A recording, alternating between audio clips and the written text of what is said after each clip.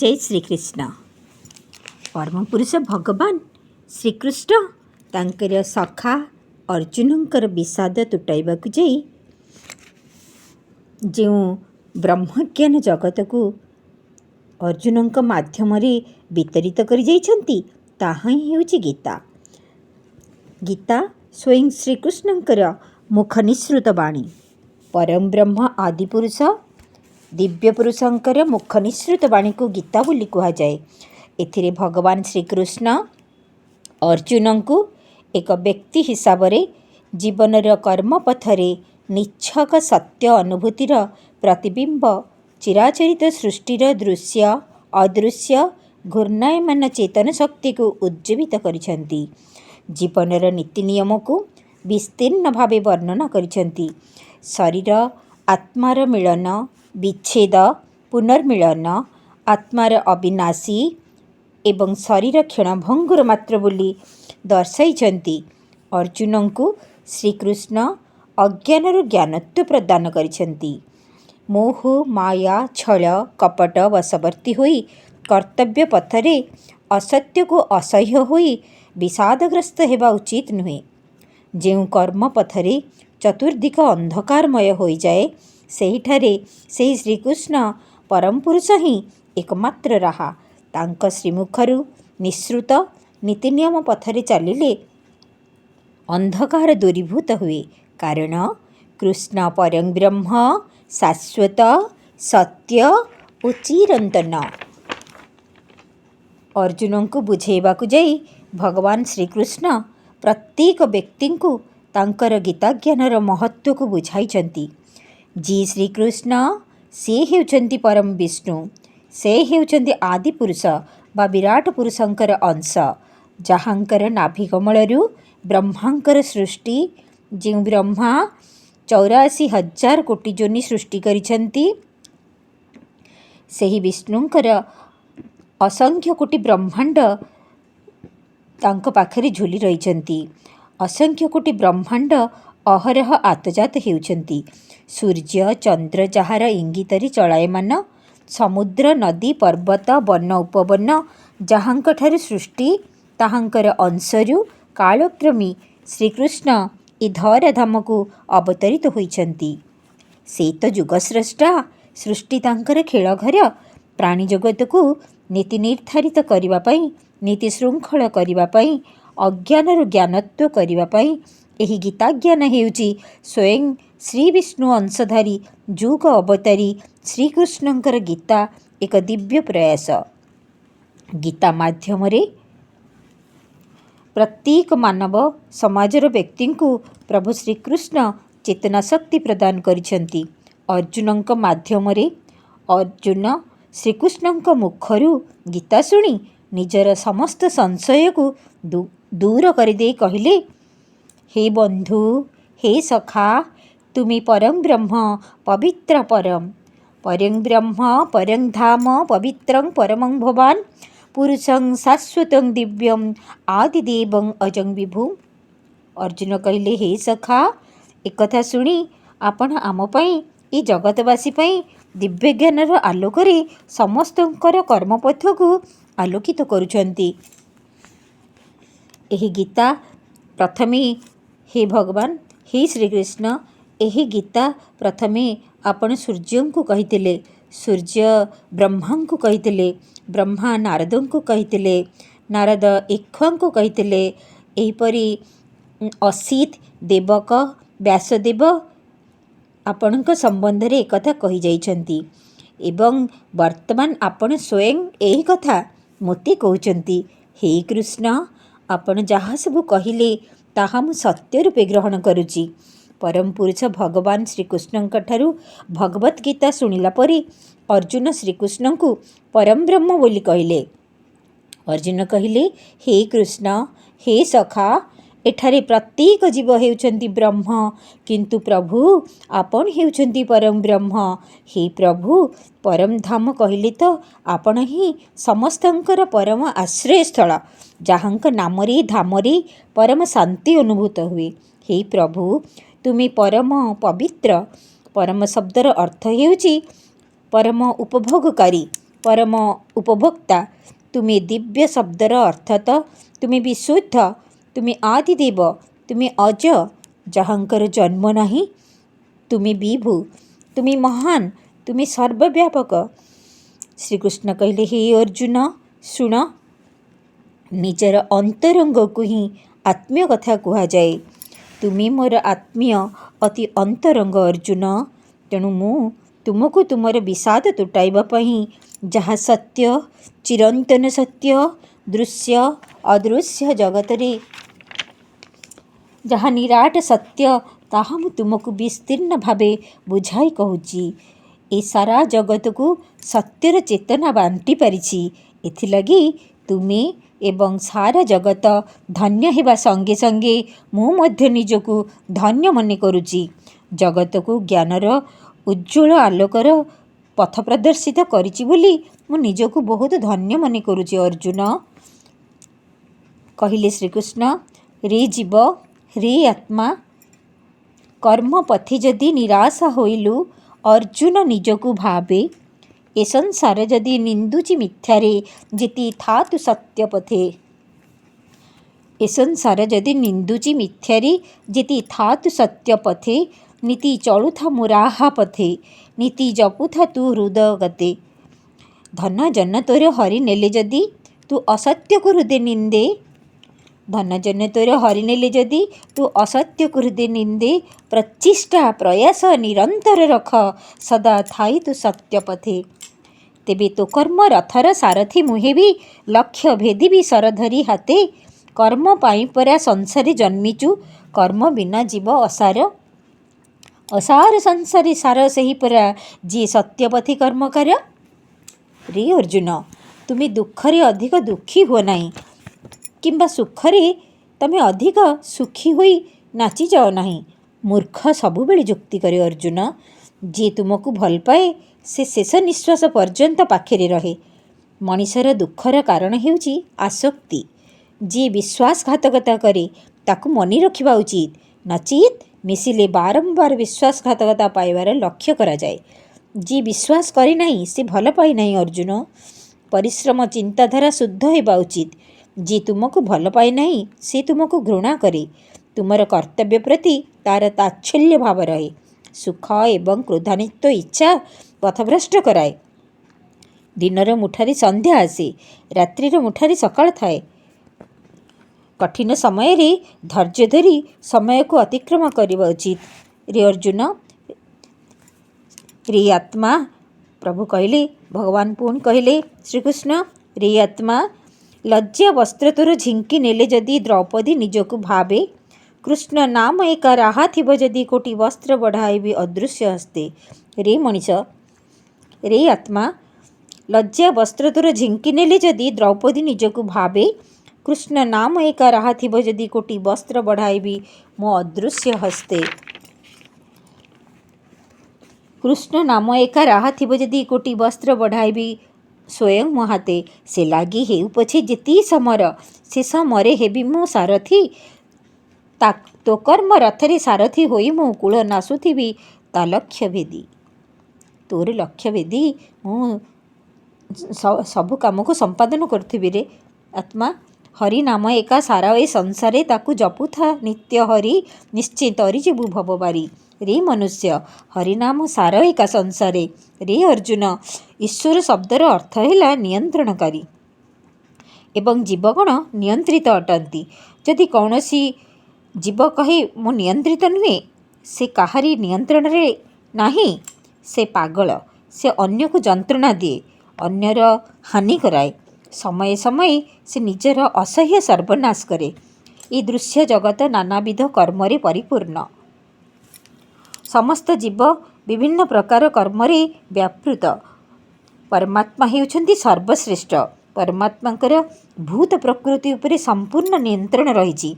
ए दृश्य जगतर अंतराल रे एक सर्वव्याप्त नियंत्रणकारी सर्वशक्ति रही। से ए समग्र ब्रह्मांड को निज इंगित रे नियंत्रित करती। प्रकृति स्वयं त्रिगुण संगठित, यथा सत्व रज तम। ए त्रिगुणर समाहार द्वारा ଅନନ୍ତ କାଳରୁ ନିୟନ୍ତ୍ରଣର କାର୍ଯ୍ୟ ଚାଲିଛି। କେଉଁ ଅବିସ୍ମରଣୀୟ କାଳରୁ ଏହି କର୍ମଗୁଡ଼ିକ ଚାଲି ଆସୁଛି। ଆମେମାନେ କର୍ମଫଳ ସୁଖ ଓ ଦୁଃଖ ଭୋଗ କରି ଆସୁଛୁ। ପ୍ରକୃତି ଶାଶ୍ୱତ ଅଟେ। ଭଗବାନ ଭୂତ ପ୍ରକୃତି ଜୀବଗଣ ଏବଂ କାଳ ଏମାନେ ପରସ୍ପର ସମ୍ବନ୍ଧଯୁକ୍ତ। ଅବଶ୍ୟ କର୍ମ ଶାଶ୍ୱତ ନୁହେଁ। କର୍ମର ଫଳ ବଦଳାଇବା ଜୀବର ଜ୍ଞାନର ପୂର୍ଣ୍ଣତା ଉପରେ ନିର୍ଭର କରେ। ଈଶ୍ୱରଙ୍କ ସ୍ଥିତି କହିଲେ ପରମ ଚେତନା। ଉଭୟ ଜୀବ ଓ ଭୂତ ପ୍ରକୃତି ଭଗବାନଙ୍କର ଶକ୍ତି ବୋଲି ବିବେଚନା କରାଯାଏ। ଜୀବ ହେଉଛି ଚେତନଶୀଳ, ପ୍ରକୃତି ଚେତନଶୀଳ ନୁହେଁ। ଭଗବାନଙ୍କର ଚେତନା ହେଉଛି ପରମ ଚେତନା। ଜୀବ ଚେତନଶୀଳ। ଜୀବ କେବଳ ନିର୍ଦ୍ଦିଷ୍ଟ ଶରୀର ପ୍ରତି ଚେତନଶୀଳ, କିନ୍ତୁ ପରମାତ୍ମା ସମସ୍ତ ଶରୀର ପ୍ରତି ଚେତନଶୀଳ। ପରମ ପୁରୁଷ ଭଗବାନ ପ୍ରତ୍ୟେକ ଜୀବର ହୃଦୟରେ ଈଶ୍ୱର ବା ନିୟନ୍ତ୍ରଣକାରୀ ରୂପେ ବିଦ୍ୟମାନ। ସେ ଶରୀରରେ ଥାଇ ଜୀବକୁ ନିର୍ଦ୍ଦେଶ ଦିଅନ୍ତି କିପରି ଜୀବ ତାଙ୍କର ଇଚ୍ଛାନୁଯାୟୀ କର୍ମ କରିବ। କିନ୍ତୁ ଜୀବ ଭୁଲିଯାଏ, ଲୋଭ ହିଂସାରେ ବୁଡ଼ି ବିବେକ ରୂପୀ ଇଚ୍ଛା ଶକ୍ତିକୁ ଉଜ୍ଜୀବିତ କରି ଗର୍ବିତ ହୁଏ ଏବଂ ସଂସାର ଦୁଃଖ ସୁଖ ଶୋକ ବିଷାଦ ଗ୍ରସ୍ତରେ ଗ୍ରସିତ ହୁଏ। ଜୀବର ଚେତନା କହିଲେ ମୁଁ ଅଟେ, ମୁଁ ଭୋକ୍ତା, ମୁଁ ଉପଭୋକ୍ତାକାରୀ ଅଟେ ବୋଲି ଜୀବ କହେ। ଜୀବ ଭାବେ ମୁଁ ସ୍ରଷ୍ଟା, ମୁଁ ଉପଭୋକ୍ତା। ଆମେ ପରମେଶ୍ୱର ପରମାତ୍ମାଙ୍କର ଅଧସ୍ତନ ଜୀବ ହୋଇଥିବାରୁ ତାଙ୍କର ସନ୍ତୋଷ ବିଧାନ କାର୍ଯ୍ୟରେ ସହଯୋଗ କରିବା ଆମର କର୍ମ। ଏ ସହଯୋଗ ହିଁ ବାସ୍ତବରେ ଆମ୍ଭମାନଙ୍କୁ ସାହାଯ୍ୟ କରିବ। ଯେପରି ଶରୀରର ପୁଷ୍ଟି ପାଇଁ ଖାଦ୍ୟର ଆବଶ୍ୟକ, ସେହିପରି ଜୀବଗଣ ଭଗବାନଙ୍କୁ ସନ୍ତୁଷ୍ଟ କରିବା ପାଇଁ ସତ୍କର୍ମ କଲେ ଭଗବାନ ସନ୍ତୁଷ୍ଟ ହେବେ। ଏହି କର୍ମରେ ଜୀବ ନିଜେ ଉପକୃତ ହୁଏ। ସୃଷ୍ଟି ଏବଂ ଉପଭୋଗର କେନ୍ଦ୍ର ହେଲେ ପରମେଶ୍ୱର। ଜୀବଗଣ ସହଯୋଗକାରୀ ଅଟନ୍ତି। ସହଯୋଗ କରିବା ଦ୍ୱାରା ଜୀବ ଏହାକୁ ସେବ୍ୟ, ସେବକ, ପ୍ରଭୁଭୂତ୍ୟ ସମ୍ବନ୍ଧ ବୋଲି କୁହାଯାଏ। ଯଦି ପ୍ରଭୁ ସନ୍ତୋଷ ଲାଭ କରନ୍ତି, ତେବେ ଜୀବ ସନ୍ତୋଷ ଲାଭ କରେ। ଜୀବ ଯଦି ବ୍ରହ୍ମ, ବ୍ରହ୍ମ ପରମେଶ୍ୱରଙ୍କର ଅଧୀନସ୍ଥ ଅଟନ୍ତି। ବ୍ରହ୍ମ ପରମ ବ୍ରହ୍ମଙ୍କର ଯେପରି ସୂର୍ଯ୍ୟଙ୍କର କିରଣ ସଦୃଶ ଅଟନ୍ତି। ଯଦି ସୂର୍ଯ୍ୟ ପରମ ବ୍ରହ୍ମ ପରମେଶ୍ୱର ଅଟନ୍ତି, ବ୍ରହ୍ମ ପରମେଶ୍ୱରଙ୍କର କିରଣ ଅଟନ୍ତି। ପରମ ପୁରୁଷ ବିଗ୍ରହଙ୍କୁ ସଚ୍ଚିଦାନନ୍ଦ ବିଗ୍ରହ ବୋଲି କୁହାଯାଏ। ଯେ ଈଶ୍ୱର ପରମକୃଷ୍ଣ ସଚ୍ଚିଦାନନ୍ଦ ବିଗ୍ରହ, ଗୋବିନ୍ଦ ସର୍ବ କାରଣ କାରଣ, ସେ ହେଉଛନ୍ତି ପରମ କାରଣ, ସତ୍ ଚିତ୍ ଆନନ୍ଦ। ସମଗ୍ର ବ୍ରହ୍ମାଣ୍ଡରେ ଥିବା ସମସ୍ତ ପଦାର୍ଥର ମାଲିକ ହେଉଛନ୍ତି ସ୍ୱୟଂ ପରମେଶ୍ୱର। ଭଗବାନଙ୍କର ଧାମକୁ ପରମ ଧାମ କୁହାଯାଏ। ଭଗବାନ ପଞ୍ଚଦଶ ଅଧ୍ୟାୟ 6 ଶ୍ଲୋକରେ କହିଛନ୍ତି, ନ ତତ୍ ଭାସୟତେ ସୂର୍ଯ୍ୟୋ ନ ଶଶାଙ୍କ ନ ପାବକଃ ଯତ୍ ଗତ୍ୱା ନିବର୍ତ୍ତତେ ତତ୍ ଧାମଂ ପରମଂ ମମ। ମୋର ସେ ପରମ ଧାମ ସୂର୍ଯ୍ୟ, ଚନ୍ଦ୍ର କିମ୍ବା ବିଦ୍ୟୁତ୍ ଦ୍ୱାରା ଆଲୋକିତ ନୁହେଁ।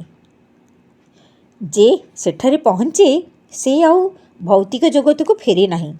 ଗୋବିନ୍ଦ ହେଉଛନ୍ତି ଆନନ୍ଦର ସାଗର। ମୃତ୍ୟୁ ସମୟରେ ଭଗବାନଙ୍କୁ ଡାକିବା କଷ୍ଟସାଧ୍ୟ।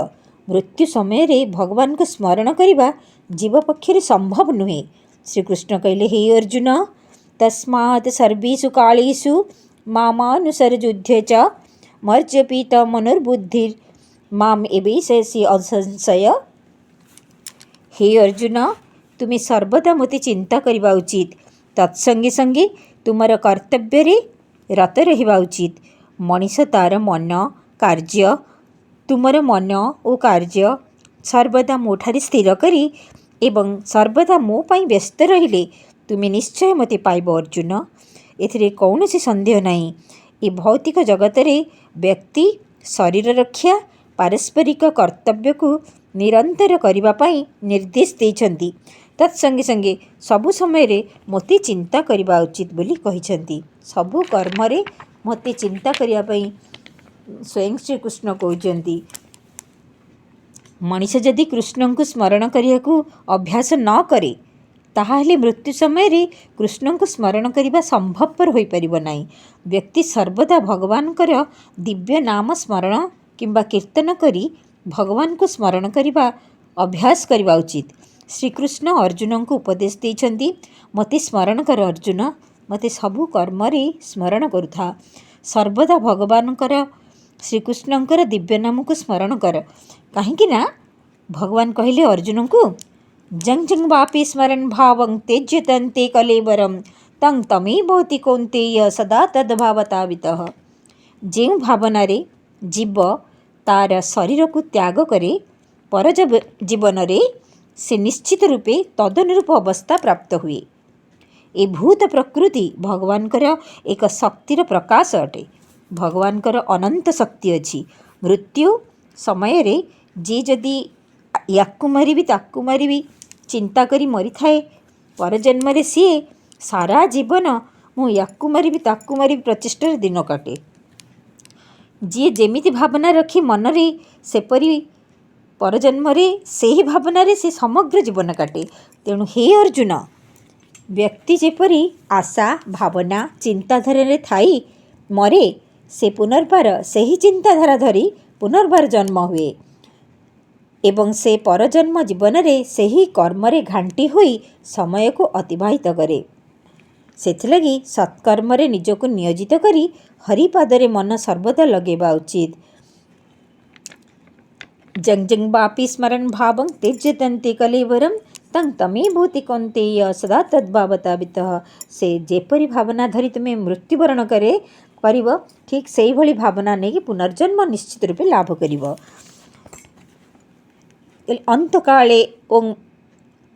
ଅନ୍ତକାଳେ ତମାମ୍ ଏବ ସ୍ମରନ୍ ମୁକ୍ତା କଳେବରମ୍ ଯଃ ପ୍ରୟତି ମତ୍ଭାବଂ ଜାତି ନାସ୍ତି ଅତ୍ର ସଂଶୟ। ଯେଉଁ ବ୍ୟକ୍ତି ମୃତ୍ୟୁ ସମୟରେ ମୋତେ ସ୍ମରଣ କରି କଳେବର ବା ଶରୀର ତ୍ୟାଗ କରେ, ସେ ମୋତେ ପ୍ରାପ୍ତ ହୁଏ, ମୋ ପ୍ରକୃତିକୁ ପ୍ରାପ୍ତ ହୁଏ।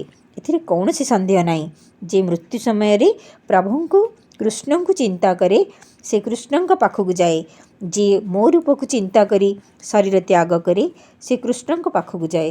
ଏ ଶରୀର ଅଜ୍ଞାନତାପୂର୍ଣ୍ଣ ଅଟେ। ଶ୍ରୀକୃଷ୍ଣ ଏକମାତ୍ର ଜ୍ଞାନପୂର୍ଣ୍ଣ।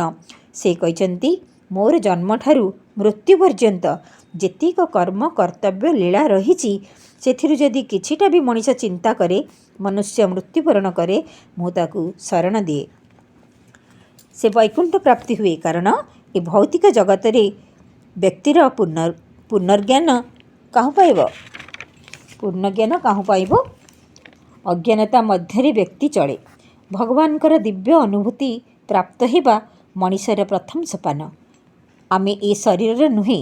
ଦିନେ ନା ଦିନେ ଆମେ ଏ ଶରୀରକୁ ପରିତ୍ୟାଗ କରିବା। ଆମେମାନେ ଏ ଭୂତ ପ୍ରକୃତି ତ୍ରିଗୁଣରେ ବନ୍ଧା। ଆମେ ଯଦି ପ୍ରଭୁଙ୍କର ଭକ୍ତି ଯୋଗରେ ରହିବା, ଭକ୍ତି ଯୋଗ ଦ୍ୱାରା ଏ ସବୁରୁ ଦୂରେଇ ଯାଇପାରିବା। ଯଦି ଆମେମାନେ ଭଗବାନଙ୍କର ଭକ୍ତି ଯୋଗରେ ଆସକ୍ତି ନ ହେବା, ତାହାହେଲେ ଆମେମାନେ କଦାପି ପ୍ରକୃତିର ତ୍ରିଗୁଣରୁ ମୁକ୍ତ ହୋଇପାରିବା ନାହିଁ। ଯେ ପର୍ଯ୍ୟନ୍ତ ଶରୀର ଭୋଗ ଲାଳସା ସୁଖ ଦୁଃଖ ସମ୍ବନ୍ଧକୁ ତୁଟାଇ ନ ପାରିଛେ, ସେ ପର୍ଯ୍ୟନ୍ତ ଆମେ ପରମଧାମ ଅର୍ଥାତ୍ ଈଶ୍ୱରଙ୍କର ନିକଟତର ହୋଇପାରିବା ନାହିଁ। ଏହି ଧରାଧାମରେ ବାରମ୍ବାର ଜନ୍ମ ହୋଇ ଲାଭ କରୁଥିବା ଯେଉଁ ବ୍ୟକ୍ତି ମିଥ୍ୟା ଭୌତିକ ଭୋଗ ପ୍ରତି ଆସକ୍ତ ନୁହେଁ, ସେ ବ୍ୟକ୍ତି ଭଗବାନଙ୍କର ଭକ୍ତି ଯୋଗ ମାର୍ଗରେ ଅବସ୍ଥିତ ଅଛି ବୋଲି କୁହାଯିବ। ହେ ଅର୍ଜୁନ, ମୁଁ ସମସ୍ତଙ୍କ ଶରୀରରେ ମୋ ଆତ୍ମା ରୂପରେ ବିରାଜମାନ କରୁଛି। ମୁଁ ସୂର୍ଯ୍ୟ, ମୁଁ ମହାସମୁଦ୍ର, ମୁଁ ସମୟ, ମୁଁ ସୃଷ୍ଟିର ଆରମ୍ଭ ପୂର୍ବରୁ ଅଛି। ଯେତେବେଳେ ସୃଷ୍ଟି ନଥିଲା ସେତେବେଳେ ବି ମୁଁ ଥିଲି। ସୃଷ୍ଟି କରି ଲାଳନ ପାଳନ ମୁଁ ହିଁ କରୁଛି। ଏ ସଂସାର ମୋର ଅଟେ। ମୋ ଦ୍ୱାରା ଏ ସଂସାରର ସୃଷ୍ଟି, ମୁଁ ମାୟାରେ ଏ ସକଳ ସୃଷ୍ଟି ରଚନା କରିଛି। ମୁଁ ଆଦି ଭୌତିକ, ଆଦି ଦୈବିକ, ଆଧ୍ୟାତ୍ମିକ ଅଟେ। ମୁଁ ବ୍ରହ୍ମା, ବିଷ୍ଣୁ, ମୁଁ ମହେଶ୍ୱର ଅଟେ। ଧ୍ୟାନ, କର୍ମ, ଜ୍ଞାନ ଯୋଗ ମାଧ୍ୟମରେ ମୋତେ ପ୍ରାପ୍ତି ହୋଇପାରିବ। ଅର୍ଜୁନ, ଧ୍ୟାନରେ ବସିଲେ ଯାହା ଦୃଶ୍ୟ ହୁଏ, ତାହା ହେଉଛି ଈଶ୍ୱର। ସମସ୍ତ ଶରୀର ମଧ୍ୟରେ ଥିବା ଆତ୍ମା ଭିତରେ ପରମାତ୍ମା ମିଶିକି ଅଛନ୍ତି। ସୁଖ ଦୁଃଖ ଆଭାସ ହେଲା ଶରୀରର ଧର୍ମ, ଆତ୍ମାର ନୁହେଁ। ମାନହାନିର ପୀଡ଼ା ଆତ୍ମାକୁ ହୁଏ, ହେଲେ ମନକୁ ହୁଏ। ମନ ହେଉଛି ବ୍ରହ୍ମ, ମୁଁ ହେଉଛି ପରମ ବ୍ରହ୍ମ। ଚଞ୍ଚଳ ମନ କହେ ମୁଁ ସର୍ବଶକ୍ତିମାନ, ବେଳେବେଳେ କହେ ମୁଁ ଶକ୍ତିହୀନ ଅଟେ। ହେ ଅର୍ଜୁନ, ମନୁଷ୍ୟର ପାଖଣ୍ଡ ଗର୍ବ ମନ ହିଁ କରେ। ପ୍ରାଣୀର କର୍ତ୍ତବ୍ୟ ଅଟେ ମନକୁ ନିଜର ଆୟତ୍ତରେ ରଖିବା ଉଚିତ। ଯେଉଁ ମନୁଷ୍ୟ ମତେ ଜାଣେ ତା'ର ଅନ୍ୟ କୌଣସି ଜ୍ଞାନର ଆବଶ୍ୟକତା କ'ଣ ଅଛି? ସେ କୌଣସି ବନ୍ଧନରେ ପଡ଼େ ନାହିଁ। ଯେଉଁ ମଣିଷ ପରମାତ୍ମାଠାରୁ ଅଲଗା ଚିନ୍ତା କରେ ସେ ମଣିଷ ବାରମ୍ବାର ଜନ୍ମ ମୃତ୍ୟୁର ଚକ୍ରରେ ପଡ଼ି ରହେ। ଭାଗବତ ଗୀତା ମାନବ କଲ୍ୟାଣ ପାଇଁ ଉଦ୍ଦିଷ୍ଟ। ଯେଉଁଠାରେ ବର୍ଷା ନାହିଁ ସେଠାରେ ଫସଲ ନାହିଁ, ଯେଉଁଠି ଜ୍ଞାନ ନାହିଁ ସେଠି ମୁଁ ନାହିଁ, ସେଠାରେ ଈଶ୍ୱର ନାହାନ୍ତି। ସ୍ୱୟଂ ସଦାଚାର ଶ୍ରଦ୍ଧା ଈଶ୍ୱରଙ୍କ ସତ୍ସଙ୍ଗ ବିନା ଅସମ୍ଭବ। ଦୁଃଖ ସୁଖକୁ ସମାନ ଭାବୁଥିବା ପୁରୁଷ ଅସାମାନ୍ୟ ଅଟେ। ଯିଏ ଦୟାଳୁ ତାକୁ ବାରମ୍ବାର ଏ ଧରାରେ ଜନ୍ମ ନେବାକୁ ପଡ଼େ ନାହିଁ। ଯେଉଁ ମଣିଷ ପାଖରେ ସହିବା ଗୁଣ ଅଧିକ ଅଛି ସେ ସର୍ବୋତ୍ତମ ମଣିଷ ଅଟେ। ଜ୍ଞାନ ଏଭଳି ଏକ ଅକ୍ଷୟ ତତ୍ତ୍ୱ ଅଟେ, ତାକୁ ଛାଡ଼ିବା ଅନୁଚିତ। ଧର୍ମ ଧୈର୍ଯ୍ୟ ସାହସ ଜନ୍ମରୁ ହିଁ ଆସିଥାଏ। ବନ୍ଧୁ ଗରିବ କି ଧନୀ ହେଉଥାଉ ନା କାହିଁକି, ଉଚିତ ସମୟରେ ସାହାଯ୍ୟ ନ କଲେ ସେ ବନ୍ଧୁ ନୁହେଁ ଅର୍ଜୁନ। କର୍ମ ଦ୍ୱାରା ହିଁ ପରମ ସିଦ୍ଧି ଲାଭ ହୁଏ। ହେ ଅର୍ଜୁନ, ମୋର କର୍ତ୍ତବ୍ୟକୁ ଅନୁସରଣ କର। ଯେ ସୃଷ୍ଟିଚକ୍ରର ନିୟମ ପାଳନ କରେ ସେ ଶୁଦ୍ଧ ଆତ୍ମା ଅଟେ। ସତ୍ୟକୁ ବୁଝେ, ତା'ର କର୍ମର ଆବଶ୍ୟକତା ନାହିଁ। ଯାହାକୁ ପରମାତ୍ମା ମିଳିଛନ୍ତି ଅନ୍ୟ କାମ କରିବା କ'ଣ ଦରକାର? ଜ୍ଞାନୀ ଜାଣନ୍ତି ତାଙ୍କର ଗୁଣ ହିଁ କର୍ମ କରାଉଛି। ଦୁର୍ଗୁଣ ବ୍ୟକ୍ତି ଦୁଷ୍କର୍ମ କରେ, ସଦ୍ଗୁଣ ବ୍ୟକ୍ତି ସତ୍କର୍ମ କରେ। ବଡ଼ ସେହି ଅଟେ ଯିଏ ଛୋଟମାନଙ୍କୁ ବୁଝେ, ସାହାଯ୍ୟ କରେ। ମୂର୍ଖ ମଣିଷ ନିଜର ତ କର୍ମ ସମ୍ମାନ ନିଜେ ନଷ୍ଟ କରେ, ଅନ୍ୟର ସମ୍ମାନ ବି କର୍ମ ବି ତା ଦ୍ୱାରା ନଷ୍ଟ ହୁଏ। ନିଜର ଦୁର୍ବଳତା କାହାକୁ ଜଣାଉ ନାହିଁ। ଯେତେବେଳେ ତୁମକୁ ତମ ନିଜ ଲୋକମାନେ ମୁହଁ ଫେରାଇ ନେଉଛନ୍ତି ସେତେବେଳେ ମୁଁ ସବୁବେଳେ ଚାହିଁ ରହିଛି। ଧର୍ମଭରା ହୃଦୟ, ଧର୍ମର ପରାମର୍ଶ ଦେଉଥାଏ ମୁଁ। ଅଧର୍ମରେ ଚାଲୁଥିବା ବ୍ୟକ୍ତି ଅଧର୍ମକୁ ପରାମର୍ଶ ଦିଏ, ଧର୍ମରେ ଚାଲୁଥିବା ବ୍ୟକ୍ତି ଧର୍ମକୁ ପରାମର୍ଶ ଦିଏ। ଇନ୍ଦ୍ରିୟ ଗୁଣ ପ୍ରଥମେ ମିଠା ପ୍ରଦାନ କରିବ, ପଛରେ ସର୍ବନାଶ କରାଇବ। ତେଣୁ ଇନ୍ଦ୍ରିୟ ଲୋଭରେ ବେଶୀ ପଡ଼ିବା ଅନୁଚିତ। ଯାହାର ହୃଦୟ ଅତି ସୁନ୍ଦର ମୁଁ ତାରି ହୃଦୟରେ ସର୍ବଦା ବାସ କରେ। ତୁମର ମନ ଯାହା ଆସୁଛି କର, କିନ୍ତୁ ଅହଙ୍କାରରେ ସହିତ ସେ କାମ କର ନାହିଁ। ଯେଉଁ ବ୍ୟକ୍ତି ମୋତେ ଅନୁଭବ କରେ ସେ ବ୍ୟକ୍ତି ମୋର ଅତି ପ୍ରିୟ ଅଟନ୍ତି। ଯିଏ ମୋତେ ଚିହ୍ନିଥାଏ ମୁଁ ତାକୁ ଭକ୍ତିରସ ପ୍ରଦାନ କରିଥାଏ। କିଏ କିଏ ମୋତେ ବିବେକ ଶ୍ରଦ୍ଧା କର୍ମରେ ଯୋଗରେ ମୋତେ ପାଆନ୍ତି। ତୁ ମୋତେ କେଉଁଥିରେ ପାଇବାକୁ ଚାହୁଁଛୁ ଅର୍ଜୁନ? ତୁ ମୋତେ ବିବେକରେ ପାଇବାକୁ ଚାହୁଁଛୁ ନା ଶ୍ରଦ୍ଧାରେ ପାଇବାକୁ ଚାହୁଁଛୁ ନା ଯୋଗରେ ପାଇବାକୁ ଚାହୁଁଛୁ? ଅଧର୍ମର କାଳ ହେବାକୁ ଚେଷ୍ଟା କର ଅର୍ଜୁନ, କାରଣ ମୁଁ ଅଧର୍ମର ଶତ୍ରୁ ଅଟେ। ଯେଉଁଠାରେ ଅଧର୍ମ ଅଛି ଏଠାରେ ମୁଁ ନାହିଁ ଅର୍ଜୁନ। ନିଜର ଲୋକ ଅଧିକରୁ ଅଧିକ କଷ୍ଟ ଦେଇଥାନ୍ତି। ଯିଏ ତମ ସଙ୍ଗେ ଅଧର୍ମ କରେ, ପାପକର୍ମ କରାଉଛି ତା ବିରୁଦ୍ଧରେ ଯୁଦ୍ଧ କର। ଯିଏ ନିଜର ମହତ୍ତ୍ୱ ଜାଣିନାହିଁ ସେ ଅନ୍ୟକୁ ମହତ୍ତ୍ୱ ଦିଏ ନାହିଁ। ଭଲ ଲୋକ ଖରାପ ଲୋକଙ୍କ ସଙ୍ଗେ ରହିଲେ ସେ ଲୋକ ବି ଖରାପ ହେଇଯାଏ। ପରିବର୍ତ୍ତନ ହିଁ ସଂସାରର ନିୟମ ଅଟେ। ବର୍ତ୍ତମାନ ଜୀବନର ଉଦ୍ଦେଶ୍ୟକୁ ବୁଝିହୁଏ। କର୍ମ ପାଇଁ କର୍ମ କର। କର୍ମଯୋଗୀ କେବେ ବି କର୍ମକୁ ତ୍ୟାଗ କରେ ନାହିଁ। ନିଷ୍କାମ କର୍ମ ସର୍ବଦା ଈଶ୍ୱରଙ୍କୁ ପ୍ରାପ୍ତି ହୁଏ। କର୍ମଯୋଗୀ ପୁନର୍ଜନ୍ମରୁ ମୁକ୍ତି ପାଇଥାଏ। ମନକୁ ବଶ କରି ରଖିବା ଉଚିତ।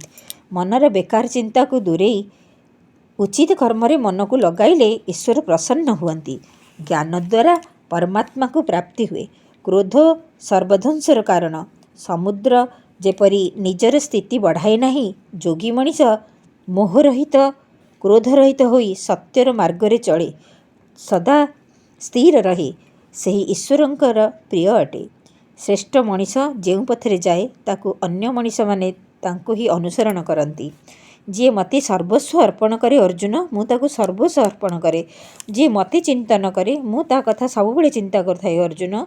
ସ୍ୱୟଂ ଶ୍ରୀକୃଷ୍ଣ କହୁଛନ୍ତି, ଯିଏ ମୋତେ ସବୁବେଳେ ଚିନ୍ତା କରେ ମୁଁ ତା କଥା ଚିନ୍ତା କରୁଥାଏ। ମନୁଷ୍ୟର ନିଜେ ହିଁ ନିଜର ବଡ଼ ମିତ୍ର ଅଟେ। ନିଜେ ହିଁ ନିଜର ବଡ଼ ଶତ୍ରୁ ଅଟେ। ଭଗବତ କର୍ମ କରୁଥିବା ବ୍ୟକ୍ତି ସଦା ମୋର ପ୍ରିୟ ଅଟନ୍ତି। ଯିଏ ଅନ୍ତକାଳରେ ମୋତେ ସ୍ମରଣ କରେ ସେ ମୋତେ ପ୍ରାପ୍ତି ହୁଏ, ସିଏ ପରମ ଧାମକୁ ପ୍ରାପ୍ତ ହୁଏ। ଅର୍ଜୁନ, ଏ କଥା ମୋର ପ୍ରତ୍ୟେକ ବ୍ୟକ୍ତିଙ୍କ ପାଇଁ ଉଦ୍ଦିଷ୍ଟ।